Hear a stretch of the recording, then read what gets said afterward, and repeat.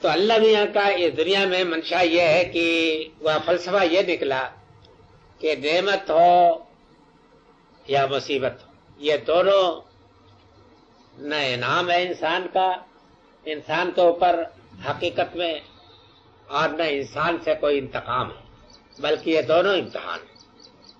یہ سمجھ لی آپ نے بات، یہ دونوں بطور امتحان ہے۔ وزارت اور صدارت ملی تو یہ بھی امتحان ہے، سمجھ گئے آپ؟ اگر یہ آپ سمجھ جائے کہ انعام ہے تب تو بھاگ جائیں گے،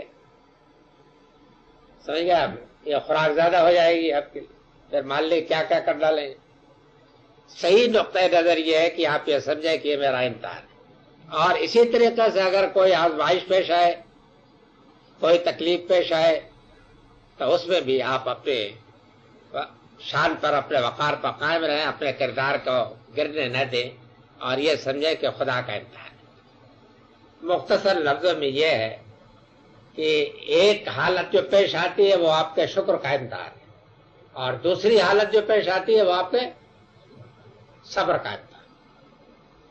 اور صبر اور شکر یہی دو بنیادیں ہیں تمام اعلیٰ کردار۔ اعلیٰ کریکٹر جو ہے اس کی دو بنیادیں، دو کھمبوں پر یہ قائم ہے، یہ پل جو ہے دو پر قائم ہے، ایک شکر پر، ایک صبر۔ شکر کا اور صبر کا امتحان ہر شخص کا ہر وقت ہو رہا ہے، یہ آپ سمجھ رہے ہیں؟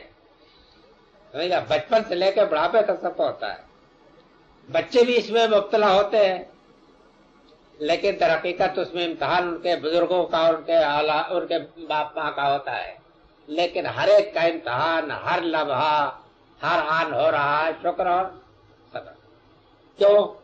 اس لیے کہ اسی صبر اور شکر کے اوپر تمام دنیاوی اخروی فلاح کا اللہ تعالیٰ نے کی عبارت قائم کی ہے۔ اسی میں فیل ہونے میں انسان فیل ہو جائے گا، اسی میں پاس ہونے میں انسان پاس ہو۔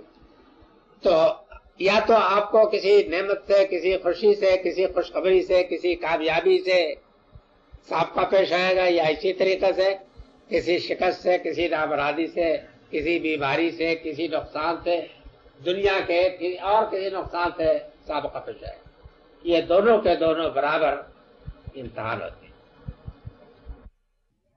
تو یا تو آپ کو کسی نعمت سے، کسی خوشی سے، کسی خوشخبری سے، کسی کامیابی سے سابقہ پیش آئے گا، یا اسی طریقے سے کسی شکست سے، کسی نامرادی سے، کسی بیماری سے، کسی نقصان سے، دنیا کے اور کسی نقصان سے سابقہ پیش آئے گا۔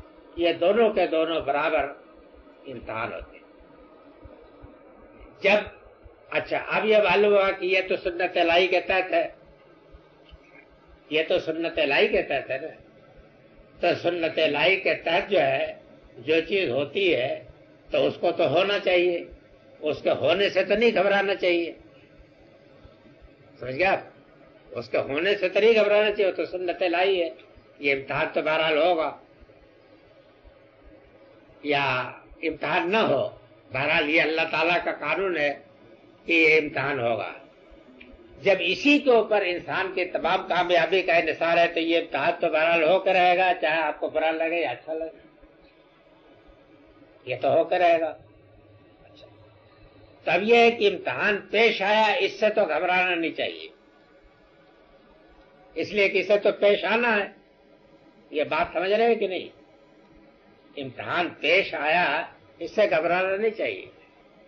جس طریقے سے کہ اس بات سے کہ آپ کو انعام ملا کوئی، تو اس کو بھی آپ کو امتحان سمجھنا ہے، اور اس کے اوپر بھی بہت زیادہ خوش نہیں ہونا چاہیے، بلکہ صرف اس طرح سے دیکھنا چاہیے کہ اللہ تعالیٰ اس امتحان میں مجھے کامیابی ہو۔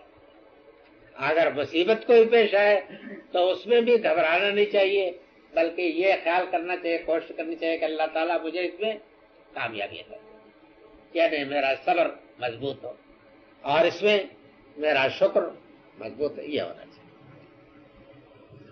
اگر اس میں گھبرانا ہے تو صرف ایک چیز سے، وہ یہ کہ کسی امتحان میں ناکام ہو جائے، اور اگر گھبرانا ہے تو ایک اور چیز سے بھی بڑی خطرناک ہے، وہ یہ کہ کئی اللہ بھی امتحانی سے خارج نہ کر لے۔ اس لیے کہ سنت الہی جو قرآن میں بیان ہوئی ہے وہ یہ ہے کہ جو آدمی برابر فیل ہوتا رہتا ہے تو 2-3 سال کے بعد تو شاید آپ کی یونیورسٹیاں بھی کرنے کا خارج معلوم کر دیتی. تو اللہ بھی کہ قاعدہ یہ ہے کہ اس کو خارج کرو، یہ نالائق، یہ پاس فیل ہونے کی ذمہ داری سے بالکل غافل ہو گیا، اب اس کو تو ایسا شخص خارج کر دیا جاتا ہے. اس کو قرآن کی اصطلاح میں امحال سے تعبیر کیا جائے، یعنی مطلب یہ ہے کہ وہ آدمی چھوڑ دیا جاتا ہے، دونوں شکلوں میں چھوڑ دیا جاتا ہے. فرض کر لیجئے کہ وہ صبر کے امتحان میں ناکام ہو گیا، مسلسل ناکامی رہا، ہمیشہ ہائے وائے کرتا رہا، تو اللہ میں اس کو چھوڑ دیتے، اسی ہائے وائے میں زندگی گزر جاتی. اسی طریقے سے فرض کر لیجئے کہ کوئی بالکل ہی طاغوت بن گیا، خاطر ہی نہیں لاتا کسی کو، ہم چوبت دگرے تھے، سمجھ گیا اپنی سرکشی طغیان میں بڑھ گیا، تو یہ بھی ہو سکتا ہے کہ اللہ بھی اس کو بھی بھال کے حوالے کر دے کہ اس کو بھی چھوڑو، اب یہ ہم نمٹ لیں گے. یہ امحال ہے.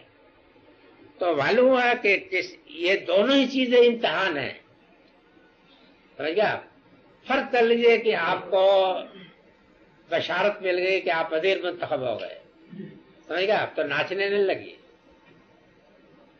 اپنے قابو کے اندر رہیے، اپنے حدود کے اندر رہیے، اور یہ دعا کیجئے کہ اللہ تعالیٰ نے جو فرض ڈالا اس فرض میں مجھے کامیاب کرے، نالائق میں نہ ثابت ہو جاؤ.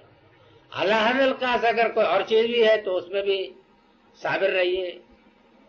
البتہ اس بات سے ضرور ڈرتے رہیے کہ امتحان میں کبھی ناکام نہ ہوں، اور یہ بات بھی کہ کہیں ایسا نہ ہو کہ اتنا نالائق میں خدا کی نظروں میں ٹھہروں کہ پھر اس کے بعد میں بالکل خارج ہی کر دی.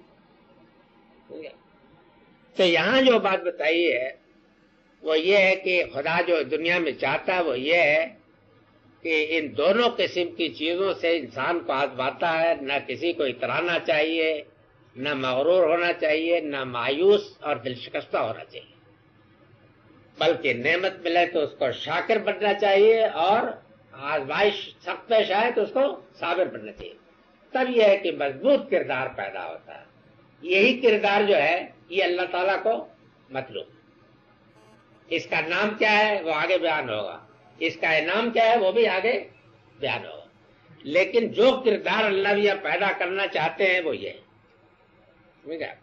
افراد کے اندر جب یہ کردار پیدا ہوگا تو جو فرد اس کردار کا نمونہ ہوگا وہ ہمارے اندر چلتا پھرتا فرشتہ ہے.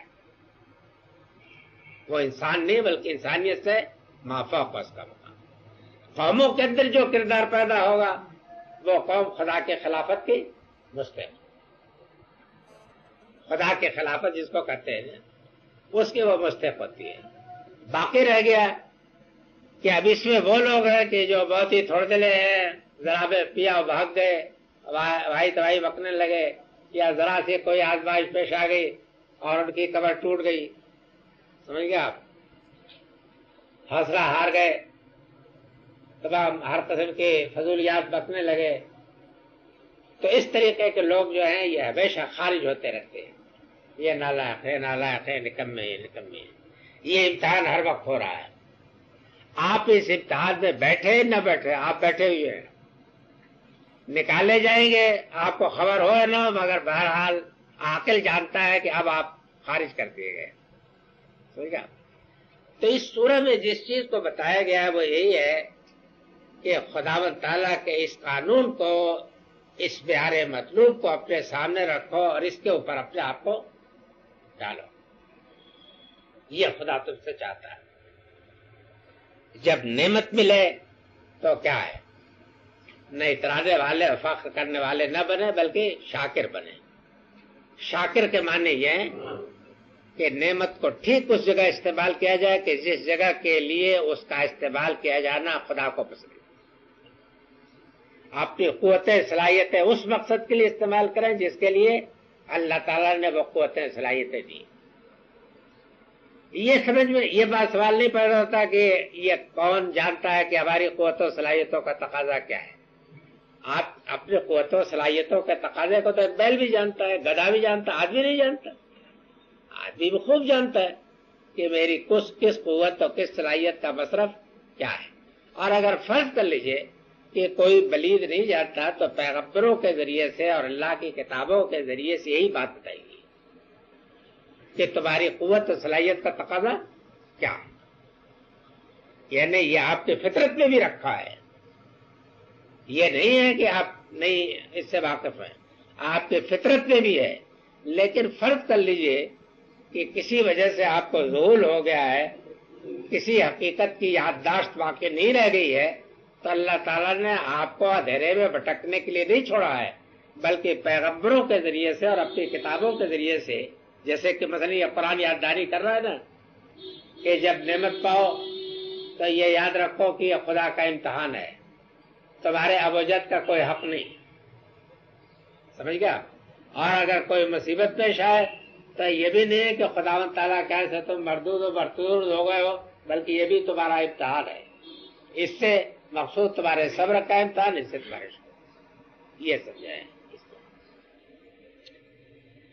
یہ یاد رکھیے کہ ابتلا کہا نعمت کو بھی، ابتلا کے معنی کیا ہے؟ ابتلا کے معنی پرکھنا، جانچنا، نعمت کو بھی ابتلا ہی کہا ہے، اس لیے کہ فاکرم ہو اور نعام ہو، سمجھ گیا آپ؟ اسی ابتلا کی تفصیل ہے نا جی، کہ جو عزت کو بخشتا ہے نعمت دیتا ہے۔ اب یہ ہے کہ انسان کو یہ چاہیے کہ یہ نہ کہے کہ بھائی اللہ میاں کہ میرا بڑا مرتبہ ہے، میری بڑی شان بڑھائی، تو یہ کہنا چاہیے کہ رب نے دیکھے اس امتحان میں ڈالا ہے، اب بس شکر اللہ تعالیٰ اپنا فضل۔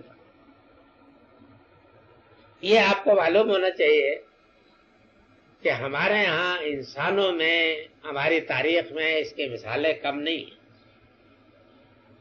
ہمارے اسلاف میں حضرت ابوبکر صدیق اور حضرت عمر کی حکومت کوئی معمولی حکومت نہیں تھی، لیکن وہ ہمارے لیے بہترین نمونہ ہے اس بات کے کہ کس طریقے سے امتحانوں میں صبر کرنا چاہیے اور کس طریقے سے وہ شکر کرنا چاہیے۔